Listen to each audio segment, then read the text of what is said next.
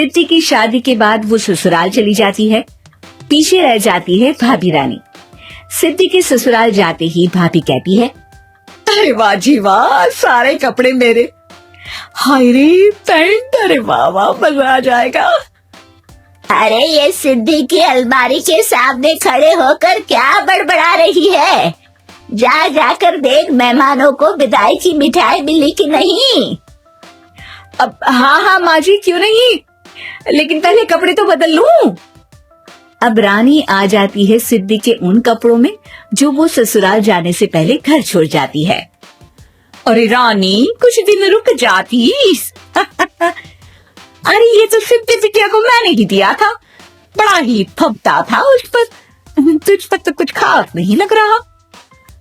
अब वो ना मेरे सारे कपड़े गीले थे तो सोचा पहन लूं। वैसे भी सिद्धि को कौन सा भी पुराने आउटडेटेड कपड़ों को पहनना है। वैसे भी ये सूट तो मैंने तभी पहना था, वैसे खास है भी नहीं ये। हाँ ठीक है, लेकिन ना मेरी सिद्धि पर तो जमता था। सारे मेहमान चले जाते हैं और सिद्धि ससुराल से मायके पहली बार आती है। अपना घर, अपना कमरा, अपनी अलमारी। ये बोलकर जैसे ही सिद्धि अलमारी खोलती है तो सामने उसके कपड़ों की जगह कुछ और ही रखा होता है। ओ माँ, जरा कमरे में तो आना। सास और रानी वहां पहुंच जाते हैं। रानी ने पहनी होती है सिद्धि की जींस और टी शर्ट। अरे भाभी, ये क्या? ये तो मेरी बड़ी ही महंगी टी शर्ट है, इसे आपने घर में क्यों पहनी है? अरे बहुत मिलती है दीदी ये चौक की मार्केट में, 150 में। ओ भाभी प्लीज, ये एरोफोस्टल है, 2000 की एक टी शर्ट। ओहो, 2000 में तो दीदी 4 साड़ी आ जाए। अब क्या बोलूं भाभी, ये मेरी अलमारी में छोटू के कपड़े, तो मेरे कपड़े कहाँ है? मेरी अलमारी में। अब दीदी आपको कौन से पुराने कपड़े पहनने थे?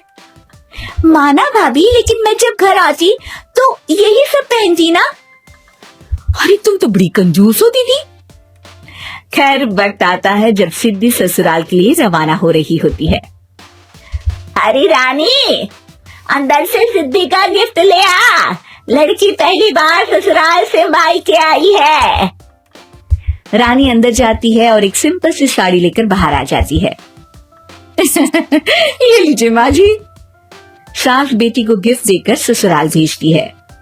अगले दिन रानी एक सुंदर सी साड़ी पहनकर सामने आती है। अरे रानी, ये तो वो साड़ी है जो मैंने सिद्धि को देने के लिए दी थी जब वो ससुराल ले जाती, लेकिन ये तूने कैसे पहन ली? अरे माँ जी, ये साड़ी तो मुझे बहुत पहले से ही पसंद थी, लेकिन चिंता ना करिए, मैंने सिद्धि के लिए भी अच्छी सी साड़ी दी है। हाँ। तभी सिद्धि का फोन आता है। क्या माँ, कुछ अच्छा तो दिया होता ससुराल ले जाने के लिए, अरे पहले दिखा दिया होता। ये चमकते हुए पैकेट में नौकरानी वाली साड़ी मत दिया करो माँ। अरे बेटे, वो तेरी भाभी ने ना गलती से उससे पैकेट बदल गया। हाँ, मैं कल ही तेरे भाई के हाथ से तेरा वाला पैकेट भेज दूंगी। अरे रहने दो माँ, आई एम श्योर भाभी ने अभी वही साड़ी पहनी होगी जो तुमने मेरे लिए रखी थी, तुम तो समझ नहीं पाई उनको। खैर छोड़ो, मैं ज्यादा बोलती अच्छी नहीं लगती, रहने दो, आपको उन्हीं के साथ रहना है, फिर बात करेंगे।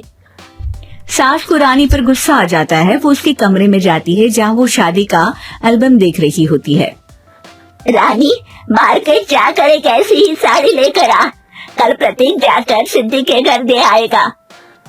अरे क्यों माँ जी, कितनी साड़ी देनी है दीदी को, यहाँ कोई सेल लगी है क्या? अरे चुप कर, मेरे बेटी के हिस्से की साड़ी खुद पहन ली, अब ज्यादा ज्ञान बांट रही है। एक दिन सिद्धि का फोन आता है। माँ, मेरी सास ने आप सबको खाने पर बुलाया है। सारे लोग सिद्धि के ससुराल पहुँचते हैं। खाना खाकर वो लोग निकल रहे होते हैं कि सिद्धि की सास सभी को गिफ्ट देती है। अरे बहन जी, बेटी के घर का खाना खा लिया, यही बहुत है जो आप ऊपर से गिफ्ट भी दे रही है। अरे बहन जी, आप भी कहाँ इन बातों पर विश्वास कर रही है। सास सभी को गिफ्ट देती है, लेकिन रानी को जो साड़ी देती है वो अजीब सी हरे रंग की लाल रंग की बड़ी छाप वाली होती है। अरे छी, ये कौन पहनेगा?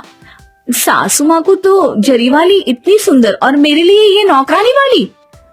अरे भाभी, दरअसल मैं जब भी घर आती थी आप वापसी में ऐसी ही साड़ी देती थी ना, तो माँ ने सोचा कि आपको आपकी पसंद की ही साड़ी क्यों ना दी जाए। बेचारी रानी, बोलती भी तो क्या।